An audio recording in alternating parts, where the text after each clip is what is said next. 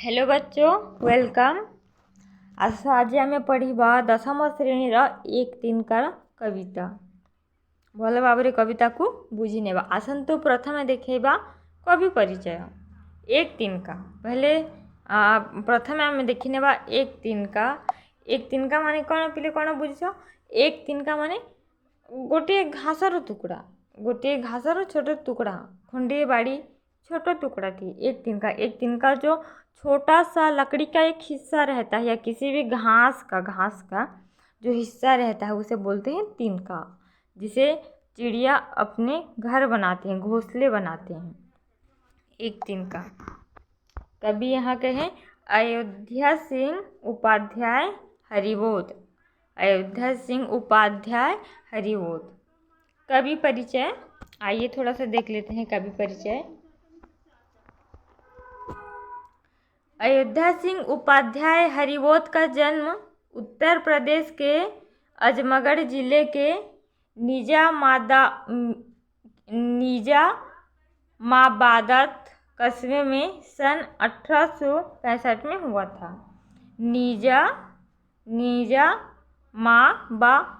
निजामाबाद। स्कूली शिक्षा समाप्त करके वे सरकारी नौकरी में लग गए। हिंदी, संस्कृत और फारसी में उन्होंने अच्छा ज्ञान प्राप्त किया था। वे हिंदू विश्वविद्यालय वाराणसी में अध्यापक भी रहे। हरिबोध जी खड़ी बोली हिंदी के प्रथम कवियों में हैं। उनकी भाषा सरल, मुहावरेदार और भावगर्भक होती है। हरिबोध की प्रमुख रचनाएं हैं प्रिय प्रवास, वैदेही वनवास, कर्मवीर, रसकलश, चुभते चौबदे आदि। देखिए, हमने कवि परिचय पढ़ लिया है और कविता के बारे में। यह कविता आइए हम छोटी सी पढ़ लेते हैं। यह एक छोटी सी कविता है पर है बड़ी काम की। छोटी छोटी चीज़ें ही हमारे जीवन को एकदम बदल देती है। मनुष्य को अपने पर बड़ा गर्व होता है। कवि कहते हैं वे एक दिन घमंड में भरकर एकदम ऐठे हुए तनकर छत के मुंडेर पर खड़े थे। छत का जो बालकनी होता है ना, छत ऊपर जो थाए गोटे आउ गोटे जगह जोठी आम ठिया हूँ बा किसी करूँ सेठी कवि कौन जाइए ठिया होते। माने ये कविता पूरा जो आमर घमंड अहंकार न था कि ता ऊपर करा जाइछि बेले गोटे छोट तिनकाटी केमिति आम घमंड को भांगी पारिब। लोक मैंने बेसी घमंडी आजिकाली तापाई कविता कवि देइछन्ते आमको भल भाव में बुझिबु बोलिकी। आसंतु देखिबा। ऐसे में कहीं दूर से एक छोटा सा तिनका आकर उनकी आंखों में गिर गया।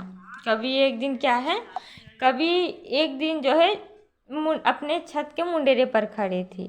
एकदम ऐठ के गर्व से, बहुत गर्व कर वो मुंडेरे पर खड़े थे। तो वहाँ क्या हुआ, अचानक से एक छोटा सा तिनका जो घूमते घूमते उनके आंखों में आ गया था। आइए देखते हैं। ऐसे में कहीं दूर से एक छोटा सा तिनका आकर उनकी आंखों में गिरा। कभी झुंझला कर परेशान हो उठे। आंख जल रही थी और लाल होकर चुभने भी लगी।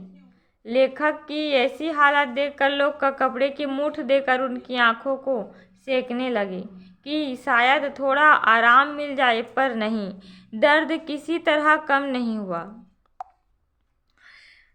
कौन कि कवि दिने निज छात ऊपर थिले से समय कौन गोटे छोट तिनका कौन आँखि भीतर आसिक पशि जाइथिला। कवि एक दिन जो है बहुत घमंड में खड़े थे ऐठ कर। उस दिन क्या हुआ, एक छोटा सा तिनका उनकी आंखों में आकर गिर गया। जब वो तिनका उनकी आंखों में गिरा तो वो कवि झुंझला उठे, परेशान हो उठे, उनको दर्द भी होने लगा था। लेखक की ऐसी हालत देखकर लोग कपड़े की मुठ देकर उनकी आंखों को सेकने लगे। कपड़े की मुठ जो हम एक बोल सा बनाते हैं कपड़े का आंखों को सेकने के लिए, जिससे गर्माहट पैदा होती है और राहत मिलती है दर्द से, कि शायद थोड़ा आराम मिल जाए, पर नहीं। लेकिन कवि को आराम नहीं मिला। उस कपड़े के मुठ से उनकी आंखों में तिनका चला गया। उस तिनके के वजह से उनकी जो आंखें हैं लाल हो गई और दर्द भी करने लगा। दर्द किसी तरह कम नहीं हुआ। ऐसे में कवि को ऐठ घमंड मानो चुपचाप भाग गई थी। कवि जो है बहुत घमंड कर कर अपने छत पर खड़े थे, लेकिन जब एक छोटा सा तिनका उनकी आंखों में चला गया और उस छोटे से तिनके ने जो है उनके घमंड को पूरा चूर कर दिया, उनके घमंड को जो है पूरा मार दिया अंदर से। वे तो किसी भी तरह उस पीड़ा से छुटकारा पाना चाहते थे। कभी जो है किसी भी प्रकार से उनको जो उस तिनके के वजह से जो उनको दर्द हो रहा था, उस दर्द को किसी भी तरह से क्या है उससे छुटकारा पाना चाहते थे। जब किसी तरह आँख से तिनका निकला तो मानो उनका विवेक उन्हें ताना मार रहा था, तू इतना अकड़ क्यों दिखाता है। एक छोटा सा तिनका ही तेरे अहंकार को और तोड़ने में काफ़ी है। जो है किसी तरह किसी भी ढंग से जब उनके आँखों से जब तिनका जो है निकल गया, बाहर आ गया, तब वो क्या है जब किसी तरह आँखों से तिनका निकला तो मानो उनके विवेक ने उन्हें ताना दिया।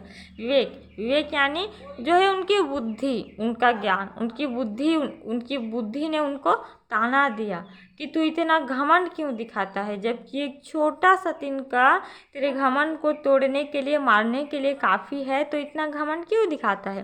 कवि ने कुल मिलाकर हम सबको यह बात समझाने की कोशिश की है कि हम बेहद घमंड करते हैं छोटी छोटी बात का। आज का आप देखते होंगे कि किसी के पास पैसा ज़्यादा आ जाता है, घमंड करता है, ये वो दुनिया। इसीलिए कवि ने यहाँ समझाने की कोशिश की है कि क्या है एक छोटा सा तिनका हमारे घमंड को मारने के लिए काफ़ी है। तो आइए कविता की ओर। एक तिनका। देखिए, एक तिनका। मैं घमंडों से भरा ऐठा हुआ एक दिन जब था मुंडेरे पर खड़ा, अचानक दूर से उड़ता हुआ एक तिनका आंखों में मेरी पड़ा। मैं झिझक उठा, हुआ बेचैन सा, लाल होकर आंखें भी दुखने लगी, मुठ देने लोग कपड़े की लगे, ऐठ बेचारी दबे पांव भागी।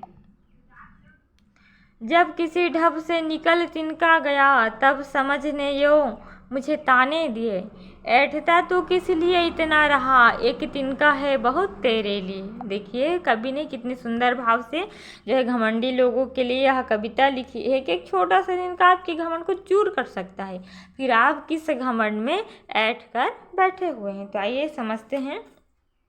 मैं घमंडों से भरा ऐठा हुआ एक दिन जब था मुंडेरे पर खड़ा। कवि कहते हैं कि एक दिन क्या है, मैं बहुत घमंडों से भरा हुआ था, मैं पूरा अकड़ दिखाकर अपने छत की जो बालकनी है वहाँ पर खड़ा हुआ था। अचानक दूर से उड़ता हुआ एक तिनका आंखों में मेरी पड़ा। मतलब क्या है, दूर से उड़ते उड़ते एक छोटा सा तिनका, घास फूस का जो तिनका होता है, वो अचानक से उड़ते उड़ते कहाँ आ गिरा, एक तिनका आंखों में मेरी पड़ा। यानी कबीर जी के आंखों में आकर एक तिनका पड़ गया।